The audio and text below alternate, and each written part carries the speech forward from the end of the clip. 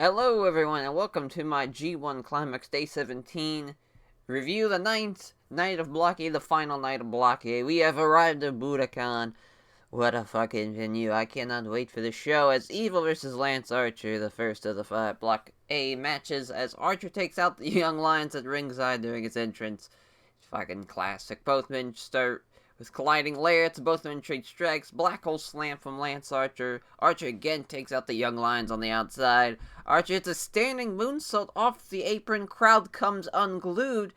Give him the fucking belt already. This man, oh my god, what a fucking G1 he's had. Unbelievable. Standing moonsault, too. Jesus Christ. Off the apron.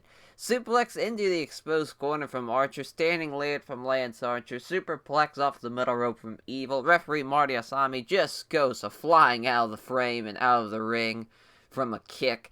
Pounds from Lance Archer. Archer gets a chair underneath the ring, sets it up in the exposed corner. Evil steps on the brake, sidesteps the chair. Archer sending Archer into the chair. Lariat from Evil, twisting suplex using the top rope from Evil. Lance Archer kicks out at 2. Awesome choke slam from Lance Archer. Evil kicks out at 2. An F5 from Lance Archer. What the fuck? Everyone just doing F5s on this tour now. As signals for the Iron Claw, locks in the Iron Claw, and he pins Evil for the count. Fucking bless Lance Archer. Never thought I'd say that here in 2019, but here we are. Give me Lance Archer versus Kento Miyahara. Inject that into my fucking veins. This man, without a doubt, the most improved guy in the tournament.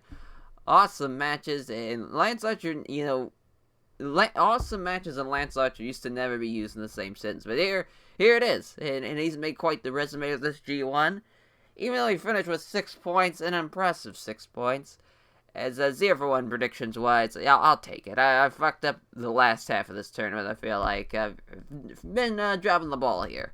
As Sonata versus Balak Fale. Fale chokes Sonata out with a microphone cord on the outside. Sonata sends Fale to the floor with a dropkick to the legs and lariats. Slingshot plancha on Fale. Slingshot plancha on Jado. Double leapfrog dropkick. Slingshot plancha spot on Chase Owens. Crowd pop huge for Sonata. He's so fucking over.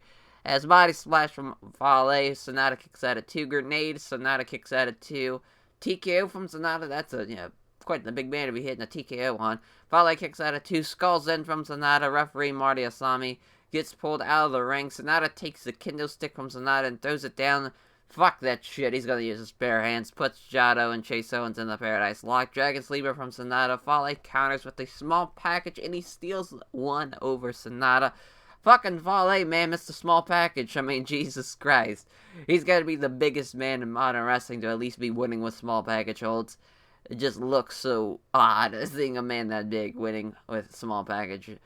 But here we are. He helps Jado and Geto, or not Jado and Geto, helps Jado and Chase Owens out of the Paradise Locks. Fale finishes with 8 points. Just couldn't contain themselves. He had to at least finish with 8. 0-2 predictions-wise, I can't buy a win. I just cannot buy a win to this show. As Zack Sabre Jr. versus Kenta, the next match. Zack gets out of the way of a head kick that would have ended his life. European uppercut from Kenta, the floor Zack Sabre Jr. Gonna get some boos from the Budokan crowd after the fake out double foot stomp, kick to the side of the head. Interesting stuff, and didn't think that would happen. Didn't think I'd get any boos from the Budokan crowd, but here we are, as Zack just stretching out Kenta. Rolls him over for a pin attempt. Kenta gets his shoulders up at 2. Neck crank on Kenta by Zack Sabre Jr. A snap power slam from Kenta. Yakuza kick in the corner. Followed up by the basement hesitation drop kick from Kenta. Not much hesitation there. He just full on speed fucking murdered him with it. It looked awesome. It's a cross arm bar from Zack Sabre Jr. Kenta gets out of it. Discus lariat from Kenta. Double foot stomp off the top rope from Kenta. Zack hits out at 2. PK kick from Zack Sabre Jr. Kenta kicks out at fucking 1.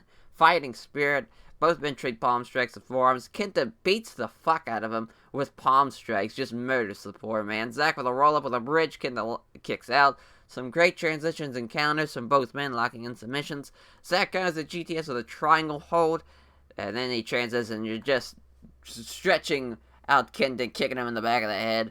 And Kenta's got to tap out here. Nowhere to go. And Zack Sabre Jr. makes him tap. For my money, the best Zack Sabre Jr. match of this G1. What a match. 0 out of 3 predictions wise, I should just stop bringing it up on this show at this point. I've got a bad feeling I'm going to get them all wrong. It's Hiroshi Tanahashi versus Will Ospreay. A bit of a dueling chant for Tanahashi and Will Ospreay, and very interesting stuff. I didn't think Ospreay would be on that level just yet, but here we are. That's what great showcases of matches of a 2019 resume will get you. Getting a chance, getting out-chanted in the ring with the Ace. So that's good stuff there for him. As it runs over Ospreay with a nip up, Rana from Ospreay, Dragon Screw leg whip using the ropes by Tanahashi. Just, an awesome stuff there. An awesome move from Tanahashi, too. I mean, bridging over, showing off the core strength for a submission hold, bridging over. And that was awesome stuff.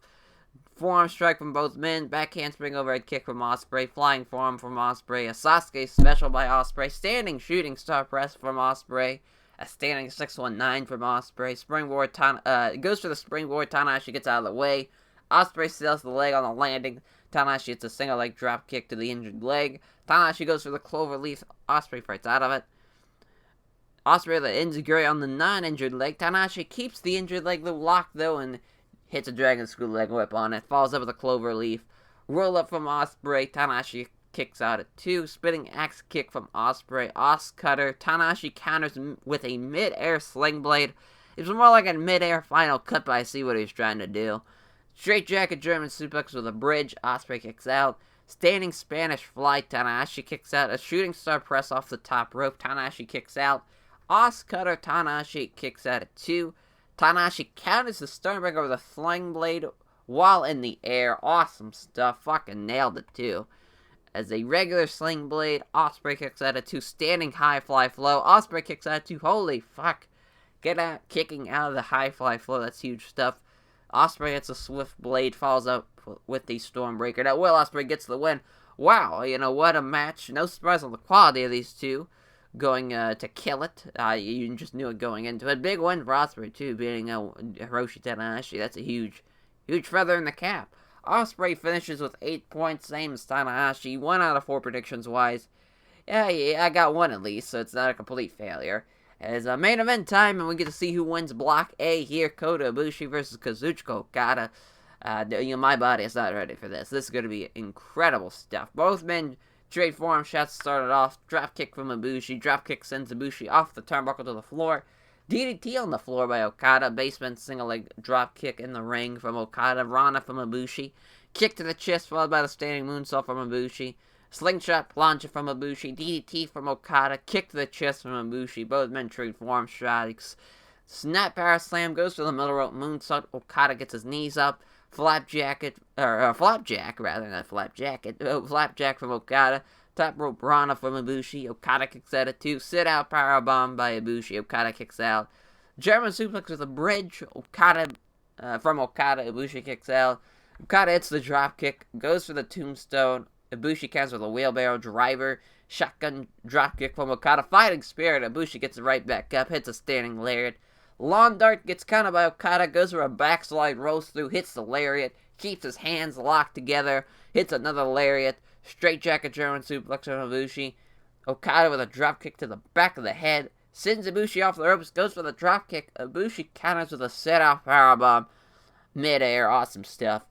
Okada kicks out at 2, Ibushi signals for the Bumaye, Okada counters with a dropkick, awesome shot there. It's an awesome spot, too, in general. Okada counters with a backdrop. Drops down, hooks the legs, tries to steal one over Ibushi. Ibushi kicks out. Ibushi counters a discus layer with a jumping knee. Kamagori Okada kicks at it, too, though. Holy fuck. Ibushi hits it again, and he gets the win. Kota Ibushi wins Block A. Fuck, that was an awesome match. What a way to end Block A. First back-to-back block winner since Kenny Omega in just a short time ago in 2016-2017. Won Block B last year, wins Block A this year. As blessed Kota Ibushi all in general. What a night, first Block A that ended on some great matches that ended Block. 1 out of 5 predictions-wise, predicted Ibushi winning the Block, just didn't predict him beating Okada here. With Okada, thing in my preview, he tied with Tanahashi and he lost to Ospreay. And he also, lost to Sanada, but at least I got that one right. I'll take that. As now we get to see who takes on Ibushi in the finals, as tomorrow we get to see the last day of Block B. I'm sticking with my preview pick on Jay White, but Naito has probably the strongest case of winning, I'll say that. And that will do it for my review. I will catch you guys for my review of Block B finals. Take care, everyone.